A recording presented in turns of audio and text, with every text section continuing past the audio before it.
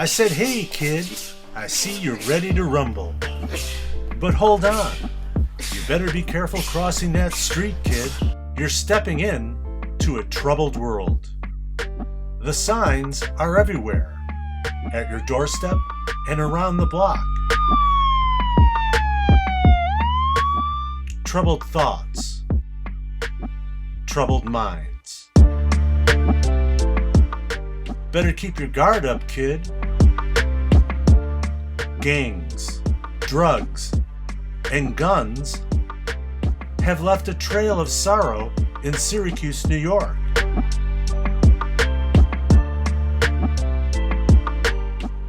You better have a game plan, kid, because out on the street, it's a thin line between good and bad, wisdom and ignorance.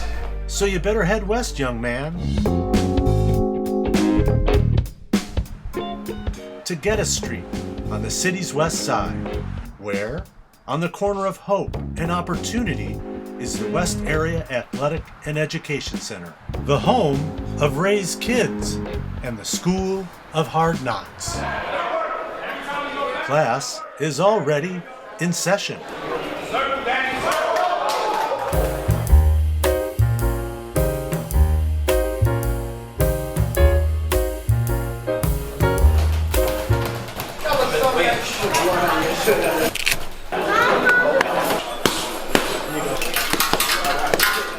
So what we're doing today is we have match bouts, USA Boxing sanctioned bouts for the competitors, and what this does is it helps them kind of hone their skills before tournament. One. Cheer loud and cheer often. The louder you are, the more positive these fighters will get. The cardiac issues, no heart issues. So we got a couple 9-year-olds who are going to be boxing, and then it'll go all the way up to oldest. We have a couple who are in their 30s.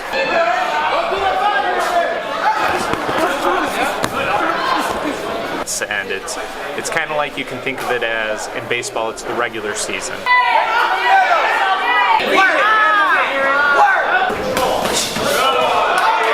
So this is the regular season before playoffs, and the playoffs are the tough kind of the tournaments that we travel to. But this is how the boxers kind of get used to competition. This is the best man in the world, okay? There's no man better than Coach Ray. When you're talking about boxing in Syracuse, Ray Rinaldi is the main event. Coach Ray, you know that. Back in the early 1950s, he was an up-and-coming amateur boxer in Syracuse on the verge of turning pro. He got hit by a car, and he was projected and flew, and he hit his head on the curb, and he ended up getting what's called a brain bleed.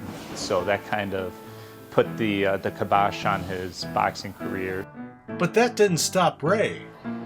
Drafted into the Army during the Korean War, he had 7 more fights until his complete medical records came in and the Army said, hey, you know, you're not supposed to be fighting, you can't fight anymore, but would you be interested in taking a position as an assistant coach? So he could either go over to Korea and be fighting in the front lines, or he could be an assistant coach to the team. So that was actually how he started coaching boxing. For over 50 years, Ray has been involved in boxing as a coach and trainer with the Golden Gloves of America. He doesn't come around the gym that much anymore. Let him move around a little bit. Okay, not trying to stop him. Sound good? Nice deep breaths. Breathe in deep. His nephew, Chris Burns, now runs the place and coaches with the same dedication and passion as his uncle. Chris first started training in Ray's gym as a 12-year-old. The relationship left a lasting impression.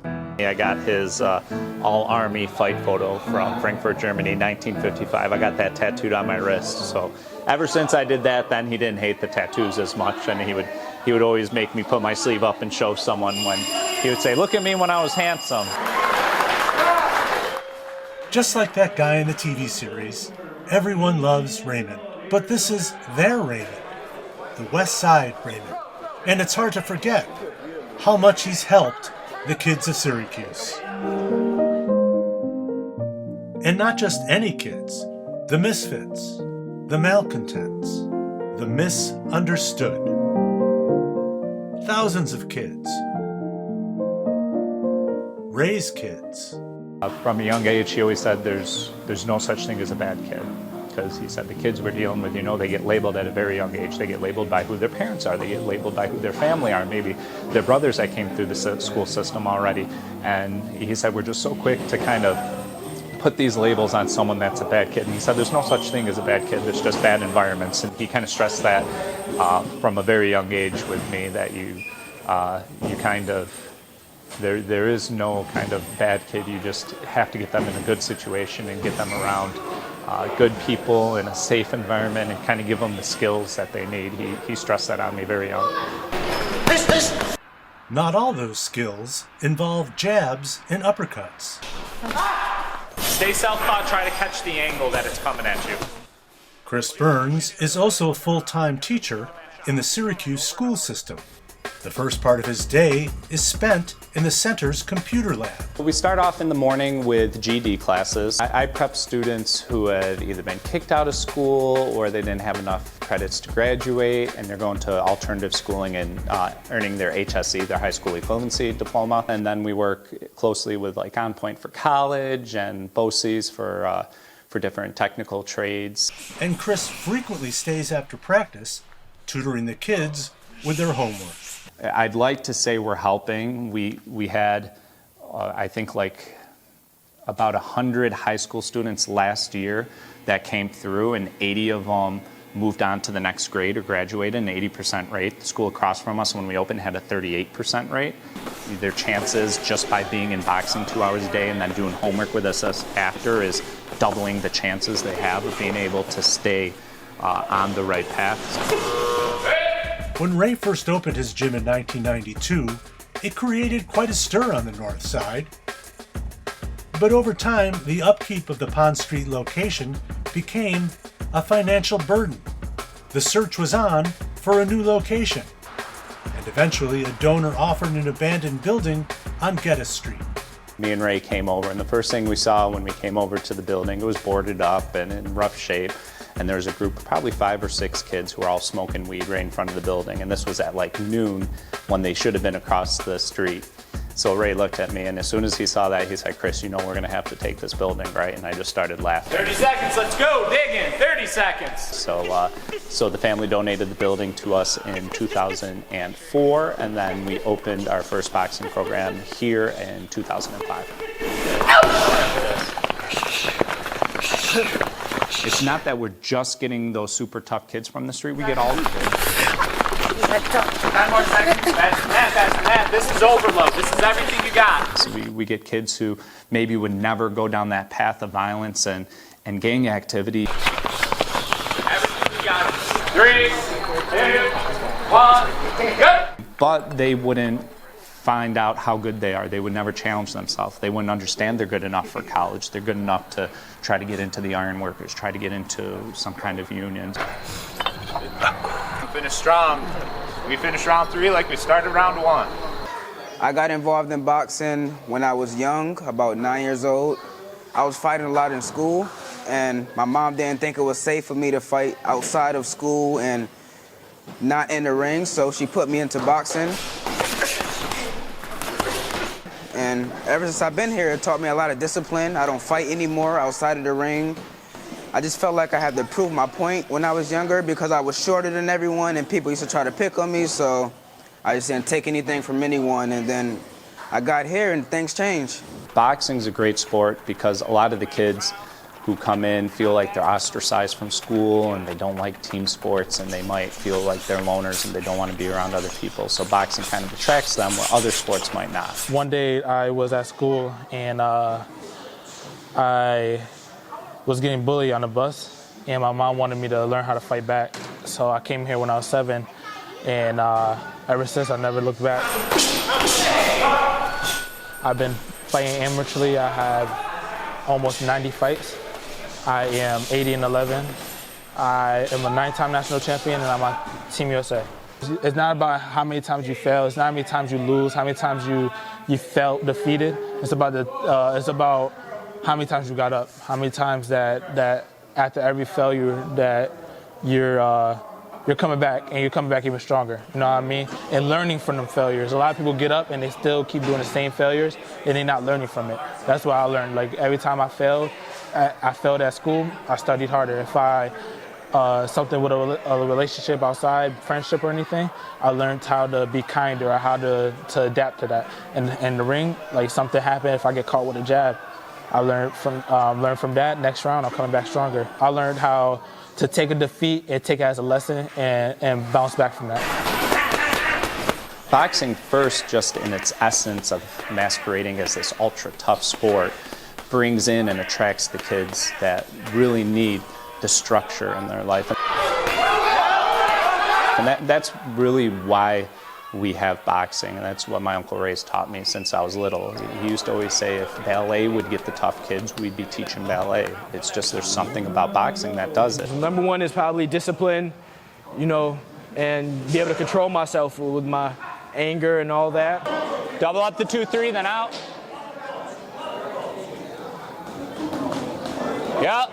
Once I get something, I know what to do, I know how to do it, I'm not gonna stop till I get it. Hurt him with the right uppercut, yep. Try boxing. It's probably been one of the best experiences I ever had in my life. You can have fun, make sure you're planning your life ahead of it as well. Right hand back, go! Push it, yep. They understand we have a boot camp type setup where they get used to getting yelled at for 2 hours nonstop. 3, 2, 1, hit! And it kind of clicks in their head that when people are expecting more from me and want to see me advance, it's not a negative thing. Your body is going to tell you to quit. Sometimes you can't listen to that brain. You're going to have to coach. Shut up, brain! Shut up, brain! When you go home after the workout, you're going to sleep instantly. Don't touch the bed yet. I see that so much with them, kids who are getting in fights in school all the time. Where the teachers say, what's going on? Why isn't he's not being aggressive like he wasn't doing this? And I said, well, yeah, because he's working out 2 hours every day. He's sparring here, he's going through all this. He understands that he can get his kind of fulfillment from people outside of school. 5, 4, 3, 2, 1.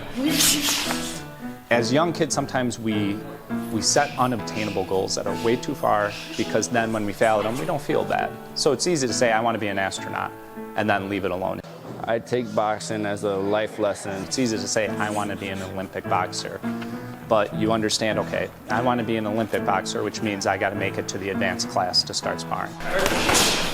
The ability to succeed in something that I didn't think I was capable of doing. Okay, I made it to the advanced class. Now I've got to start sparring and do well at it to have my first local competition.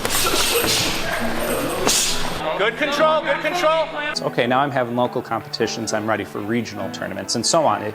It helps them understand that goals are great, but if you just set one long-term goal and you don't look at the specific steps that are needed to reach that, it really doesn't matter. It's kind of setting yourself up for failure when you do that. Every day is a new round, and by the end of the week, I feel as long as I'm still standing after that 7th round, I can get through anything.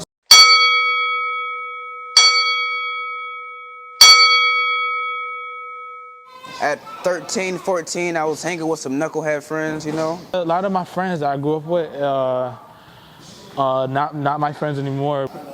Wasn't good. I had a couple of friends, you know, I seen a couple of kids coming in and out of here. Streets took them. They then took the wrong path, smoking, drinking. Some might have lost their life, some might have ended up in jail.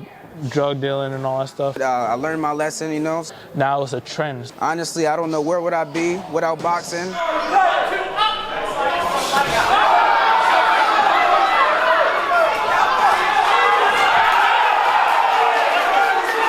Over. Weights on that front leg. Push out with that hook. Ray kind of taught me a sense of community and sense of not leaving communities. He always kind of stressed that. He said, Chris, we can't, leave where we are until all these problems are solved. And then bounce. Back to the start. Yep. So at the beginning, You got this. I said, hey, kid, now that you've got the gist, trouble isn't trouble anymore. You're the king, the champ, the top of the card. Oh yeah, the kid will shred you like a laser and stun you like a taser. Built for power, built for speed. And get ready, world, built to succeed. Love you, Ray. My number one son. Who looks better, me or him? Thanks for Papa. Boxing saved my life, for sure.